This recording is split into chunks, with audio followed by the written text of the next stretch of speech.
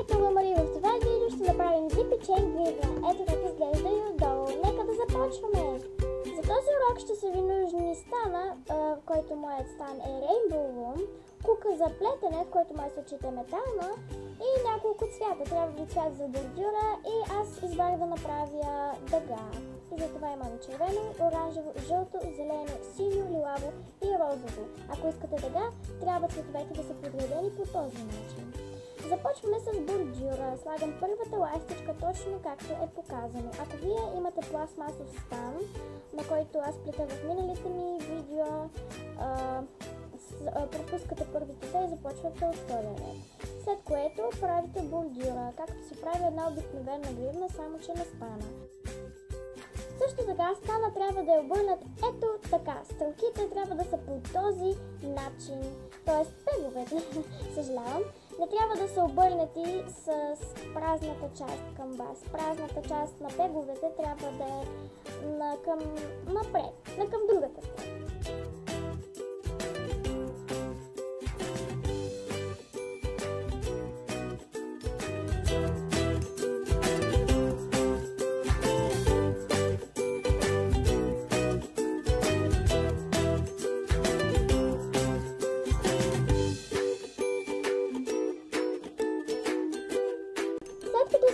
На края на стана, ако имате Rainbow Loom, спирате до тук и слагате последната ластичка към средата.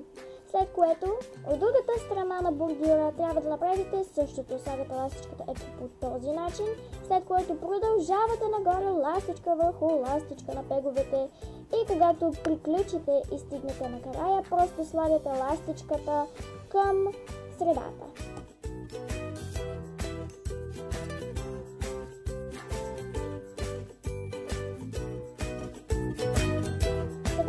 Започваме да правим самата дъга. Слагате ластичка с цвят на бордюра, ето така както правя аз, след което взимате червени ластички. Ако не правите дъга, просто някакъв цвят, който си избирате да е по средата на гривната ви, слагате едната ластичка ето така и другата ластичка по този начин. След което трябва да вземете още една ластичка с цвят на бордюра, да я сложите малко нагоре. И след което взимате оранжевото, ако правите дъга, ако не същия цвят или някой друг, както се решите. Слагате ластичката така едната и другата по същия начин до края на цялата гривна.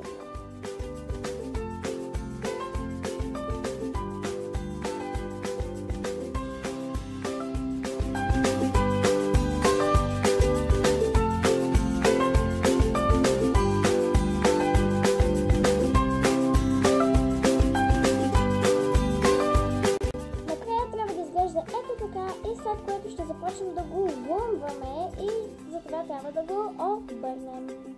Ето това е моята кука и сега ще започнем. Вземете една ластичка с цвят на бордюра и я увийте около ето този последен пег два пъти, както аз правя, просто я увъртете. Не е нужно да е точно два пъти, може и да е три пъти, но трябва да е поне два пъти, ако ще я увъртате. И след като я увъртите хубаво около тега, просто я пуснете. Да не е повече от 3 пъти или по-малко от 2 пъти. Сега идва трудната част. Бръкнете с куката вътре и вземете лявата ластичка. Вземете я и я извадете от пега. Внимателно. Ето така, както аз правя сега, малко бавно и нескопосано, но все пак. И я сложете върху левият пег. Трябва да образува ето тази форма. Сега бръкнете обратно в пегчето и вземете най-долната ластичка, която е дясната ластичка. Ето така както аз правя. Извадете я внимателно, ако трябва да се съединя през бутите ластичките, за да не се изденат. Най-важното е нищо да не се издене. Ето както аз реших, ето така. Бутнах обратно ластичката и сега отново ще я взема. Бръкнете вътре, вземете ластичката, извадете я и я сложете на онзи пег. Сега ще вземем бордюрната ластичка, която е по средата, ето тази. Бръкнете вътре, вземете най-долната ластичка, извадете я внимателно и я сложете отгоре. И я издърпайте, за да се издърпа хубаво. Трябва да изглежда така.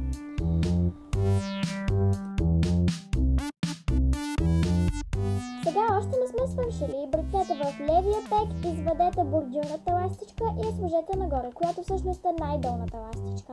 Сега в дясния пек, бръкнете, вземете най-долната и сложете нагоре. И сега ще повторим същите стъпки. Вземете най-горната ластичка на този пек, която ще е лявата, сложете отляво, вземете другата зелена ластичка или която ви се пада там за тази част и я сложете надясно. И сега вземете последната ластичка и я сложете нагоре за бордюра. Сега бръкнете в левия бордюр на пега, вземете най-долната ластичка и сложете нагоре. Сега в десния пек, вземете най-долната, сложете нагоре. И сега повтаряте цялата стъпка до края.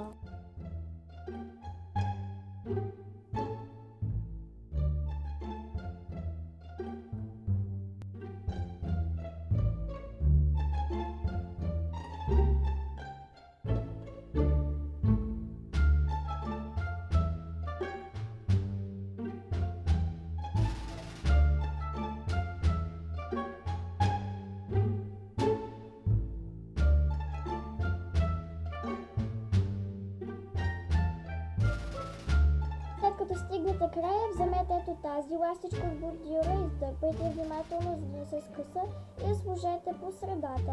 След което направете същото и с другата страна, ето така. И вече официално е почти готова нашата Zippy Chain гривна.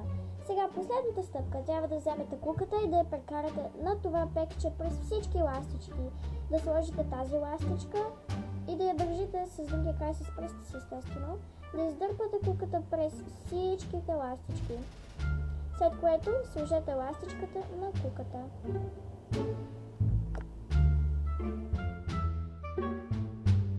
И вуаля! Сега трябва само да издърпате гривната внимателно от стана и сте готови!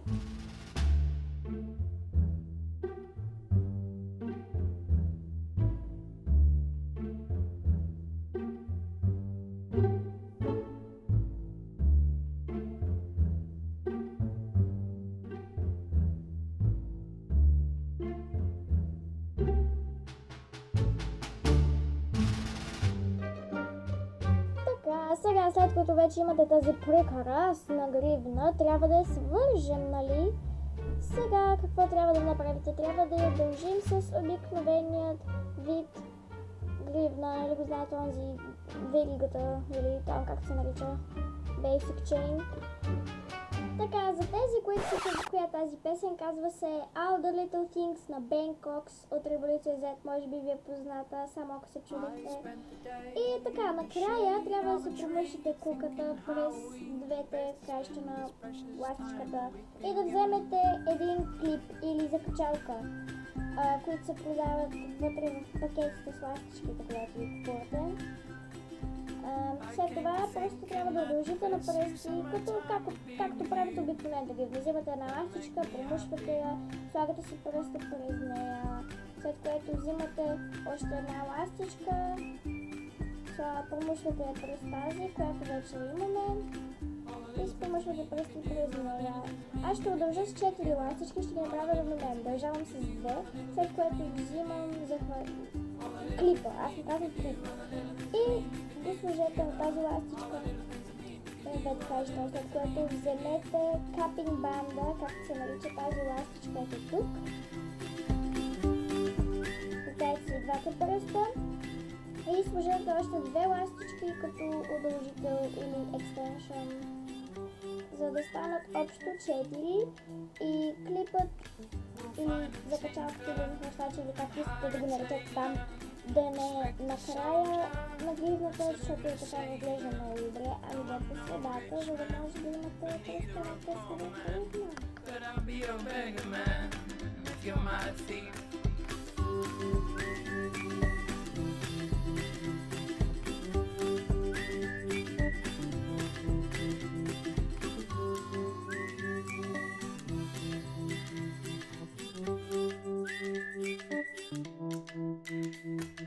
I spent the day in the shade of a tree, thinking how we best spend this precious time that we've been given.